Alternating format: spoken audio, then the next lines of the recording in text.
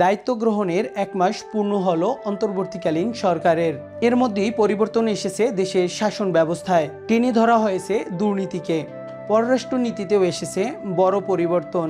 ইতিবাচক পরিবর্তন এসেছে মানুষের চিন্তাতেও।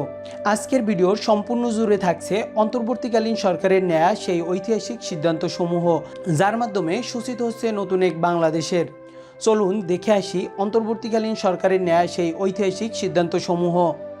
তবে আপনি যদি আমার চ্যানেলে নতুন হয়ে থাকেন তাহলে চ্যানেলটি সাবস্ক্রাইব করে বেল আইকন প্রেস করে নেবেন এবং ভিডিওটি ভালো লাগলে শেয়ার করে দিবেন পরিচিত জনদের মাঝে। রক্তস্নাত জুলাইয়ের গণ অভ্যুত্থানের পর বাংলাদেশের একমাত্র নোবেল বিজয়ী ডক্টর মোহাম্মদ ইউনূসের নেতৃত্বে গঠিত হয় অন্তর্বর্তীকালীন মন্ত্রিসভা, যেখানে স্থান পেয়েছে ছাত্রদের প্রতিনিধি সহ দেশের স্বনামধন্য ব্যক্তিবর্গ। জন আকাঙ্ক্ষা পূরণে শপথ নেয়া অন্তর্বর্তীকালীন সরকার ইতিমধ্যে বেশ কিছু পরিবর্তন আনতে সক্ষম হয়েছেন। এখন দেখে নিব কি সেই পরিবর্তনসমূহ। ভারতের সাথে পররাষ্ট্রনীতিতে পরিবর্তন।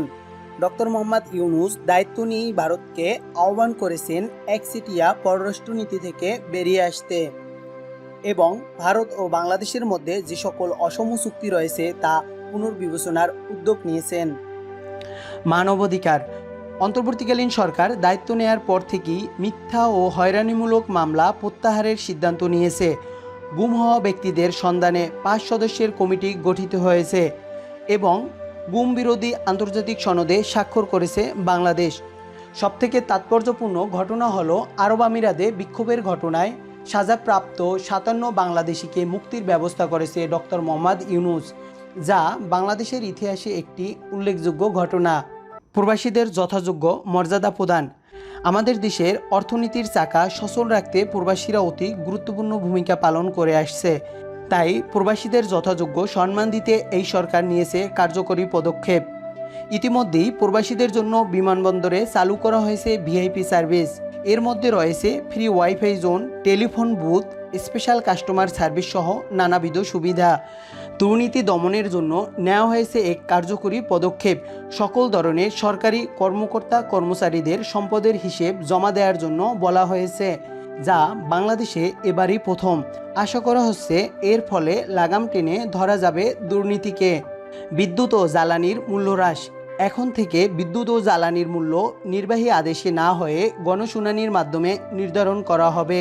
ইতিমধ্যেই কমানো হয়েছে পেট্রোল, ডিজেল সহ বেশ কিছু জ্বালানির দাম। ডিজেল ও কেরোসিনের বর্তমান মূল্য 105 টাকা 50 পয়সা, পেট্রোলের বর্তমান মূল্য 121 টাকা, যা পূর্বে ছিল 127 টাকা। অকটেনের বর্তমান মূল্য 125 টাকা, যা পূর্বে ছিল 131 টাকা। শিক্ষা ব্যবস্থার পরিবর্তন। বাতিল করা হবে বিতর্কিত শিক্ষা কারিকুলাম। মাধ্যমিকে আবারও চালু হবে বিজ্ঞান, মানবিক ও ব্যবসা বিভাগ।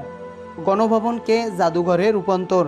গণভবনকে জুলাই গণ অভ্যুত্থানের স্মৃতি জাদুঘরে রূপান্তর করার সিদ্ধান্ত গৃহীত হয়েছে, যেখানে স্থান পাবে বিগত বছরগুলোতে ঘটে যাওয়া শোষণ ও নিপীড়নের গল্প। দ্রুত সময়ে আরও জনবান্ধব সিদ্ধান্ত গ্রহণের মাধ্যমে নতুন এক সম্ভাবনার দিকে এগিয়ে যাবে বাংলাদেশ। এই শুভকামনায় আল্লাহ হাফেজ।